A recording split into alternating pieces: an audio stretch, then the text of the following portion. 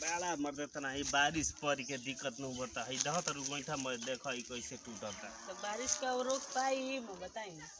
का कुल जो भगवान तो साजिए देले बने एने आदमियों सजल ही बा का जने का गोइठा में हमनी के सॉरी बोल हे भगवान का बाबू बाबू मैं यही के पढ़ले लिखल रहल है कि गोबर और अथी करी हां टूर दम मैं का तू कचर कचर हमेशा कइले रहलू आ काहे न करब इहे कुल करे खतेज बनी माने एक में रहलू तो इहे हाली बिया अलग रहलू तो इहे हाली बिया एक बार हने तबे ठीक रहल है करत रहल न नु हां एक में तो रहलू त बाबू से हमरा के रोज पिटवावत रहलू हम तब काहे कचर कचर क के अलग हो गेलू है हमें अभी तो पिटात रहनी बाद में ना पिटात रहनी। अब दिमाग ज्यादा मत खा हमार जाय दे चुपचाप रही जौन करन तौन करी तुम साज के ध देले बिया मेहरा उमर दे संगे संगे करवावत हम तबो का एकरा बनी बुझाते नहीं कि हम का एक चाहतिया बुझाते नहीं कि अब का तू करबू हम कुछ न करब खाली बैठब बैठबू कई सब करी के हो तारा के ले जानी यही खातिर शादी क के शादी क के तो लिया बनी का जने का चाहती है हे भगवान तो संगे संगे करवाओ तो बनी आ ओहू पर चढ़ी बैठतिया न जाने का चाहती है और से तो ज्यादा हमार मेकअप खराब होता बताइए तार मेकअप ज्यादा खराब होता तहार तब का करिया ना रहतू तो और का जाने का करतू तावा के पेनी निहन मुंह ले बड़ुआ चलल बड़ू मेकअप खराब होता धो देन त मिलम ना नु में चलो चलो बाबूजी के हमारा आँखी में काचा फूट रहे कि तारा निहन मेहरारू हमरा के लेके भाट दिहले तो देख के नु करेला बियाह साफ खत्म बिया मेहरारू मर्दे करवैला के बावजूद भी हाथा ना बोलतिया आय हई देखत तो कतना गोइठा मोए बर्बाद हो गई हम देखी रौर ने खे रौर देखी हम देखते बानी देखते बानी या करतो अब बानी दिन रात बाहरी रहतनी त घरवा में रहबू तो इहो कम से कम ना देखबू इहो कुल का बनता का बिगड़ता करत नहीं कि हम नु करतनी रौर थोड़ न करतनी तू तो क के उजियाइए देले बड़ू अइनी तो हमारा करे के पड़ता करम ना रौर करी हमहू करतनी एक खातिर बियाह करले बानी संगे करे खातिर नु अरे संगे संगे तार खाना बनवाइए सब कुछ गोइठा पथवा कमी दी तब बनेबू तू आय तनिको तारा नहीं बुझात जाए तो छोड़ो ई सब का बनवले बड़ू चल बड़ा भूख लगल बा बनैले बन त का रौर नहीं कि बनाए हम कुछ भी नहीं बनैले नहीं की हे भगवान तो साज देले भी मर्दे मेहरारू काम पर से होई नहीं तले दिन खराब भइल त देखो तनी कि गोइठा आई गेल कर जाओ खाना भी तकले नहीं खा बनल ना मर्दे सही में साज देले भी ए भैया तारा लोग ऐसे मत करी हलो देखो तारा कमा के आओ तो बनी नु तब वो सही बोलतिया कुछ सब संगे संगे करवावतनी होने का करतनी हमारे लिए बतियाई ना भैया हम पब्लिक से बोलतनी भैया लोग से बोलतनी पब्लिक देवता हलो पब्लिक ले काम त पब्लिक खियाई रो रखे का हमार देवता से अपना हम बोलतनी तब जाए देवते ले खाना मांगब उहे भैया लोग खाना दिही लो तोरा बस के तो चीज है नहीं के हां हां तो जाई हमारा नहीं के काम रो से अच्छा जाए तो छोड़ भैया मेहरारू को तो खिसिया ले जाए मरद थोड़े छोड़ेला जाए दे चलो चलो खाना बनाओ चलो चली चलो खाना बनाई रहो रखे अब खाना चल बना के चल देबे उठू चल बनाओ खानावा कब करत करत परेशान भइल बन चल कान कैसे माय बाबू हमार बियाह कर देलस कैसे नहीं घर चल साज देले बड़ू तू हां चली बनाओ तनी मां भात तब रो बुझा जी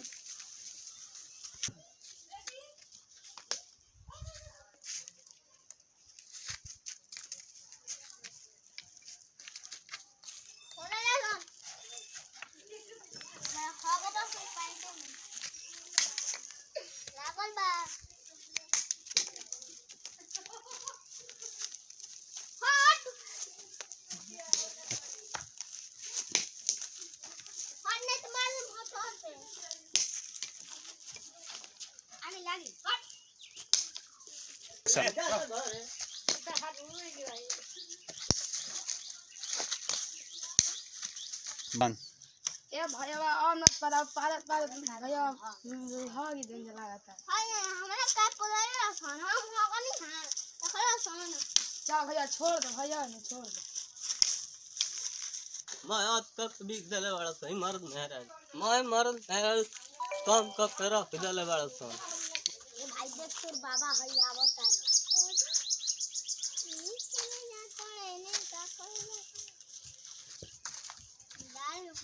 का करो तारा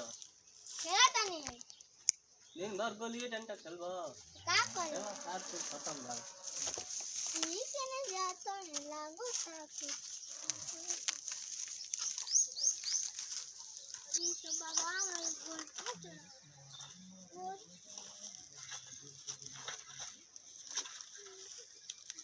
मैं बैठल एक एबार भाग जी उनका लोग से शिकार लगा के धइले बड़ी लो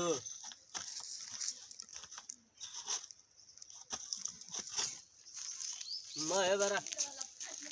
बैठल एक भाग जाए सदा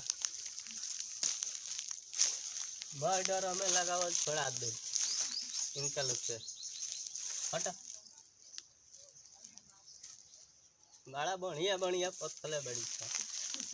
हाँ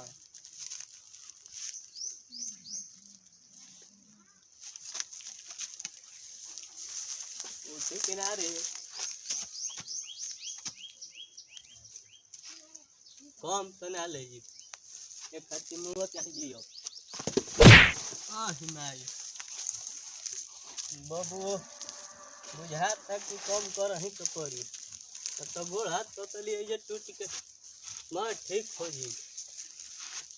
कम करे के पड़ी कुछ हल्के ले जतनी कालू ले जेमनु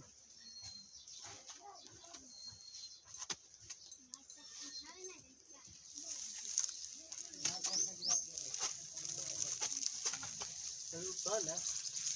तू कहाँ बाहर आई चलत कर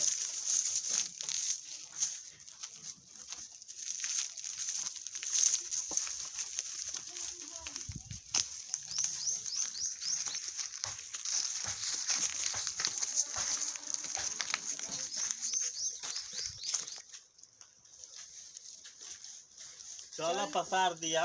हाँ चली जाओ बाकी बताओ खिला दिया लोग के पेट भर गेल मर देता तने माने तो खाई रो के माना कर बनी खाई ना हां बनावे लू तोहरे हाथ के तो बड़ा बढ़िया लागेला दे सुन कौन के बर्तन बर्तन माज दी तब न बढ़िया ले खाना पीना तो खाई करी ना हो वैसे बतियावे लू मर तो देता कहबो न करनी काहे खातिर कहनी आ मर दे जगह बैठा कौन लेके चल गेल अपनी के खाना बनावे को नहीं जाओ तने जब खोई नहीं जो गोइठा मर देता नहीं के लेके चल गेल देखे गोइठा हो ततना मेहनत ले पथले रहनी रे आही दादा कौन लेके भागल कौन हमनी के जरी लाग रहला मर देता आना हो नतियन के हां कुछ बुझाते नहीं खे कौन भेड़ुआ रहला पता लागी तो ओकर पीठ फोड़ दे हम का भइल हां बाबा वंडी के भागलो हमरा को होता नो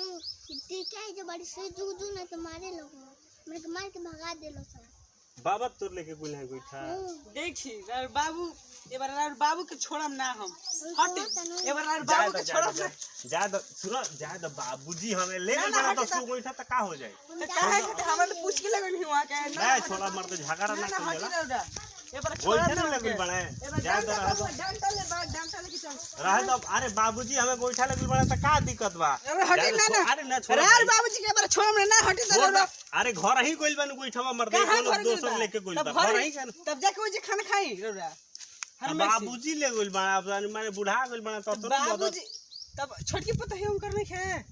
छोटकी पतोही बिया ता ज्यादा छोड़ 10 गोइठा लगी बना त का भइल बा चल आराम से छोड़ गोइठा लगी बा तो अगले बेर ले पथाई तो अपन हमनी के बढ़िया से छत पर पात दियो रौरा कह देन तुम कर लेकिन अगला बेर से ऐसे ना होगे चाहिए ना होई चलो हम उनकर जिम्मेदारी ना होई आ उनका के चल हम समझाओ तनी चलो ठीक बा चल चलो तो साथ देले बड़ी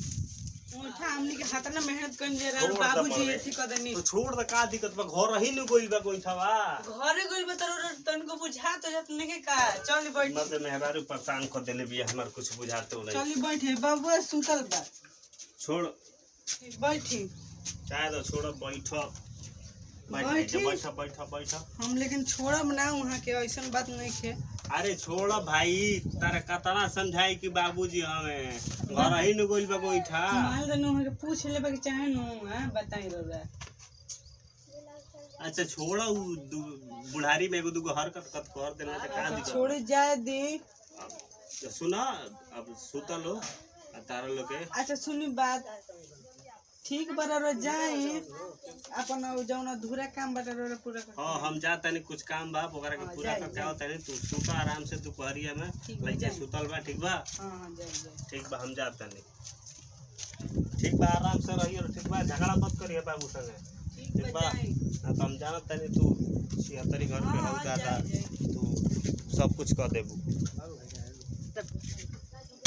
बबुआ उठ रे बेटा उठ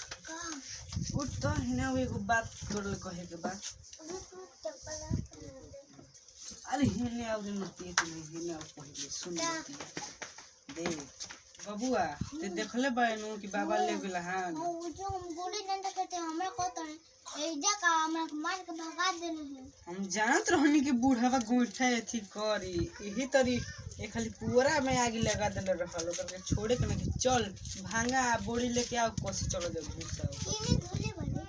के हम देखले बानी कहां रहले बा। चल चल जोर जोर लियावे बरा बुढ़ा के छट पर छोड़ा के रह के बा।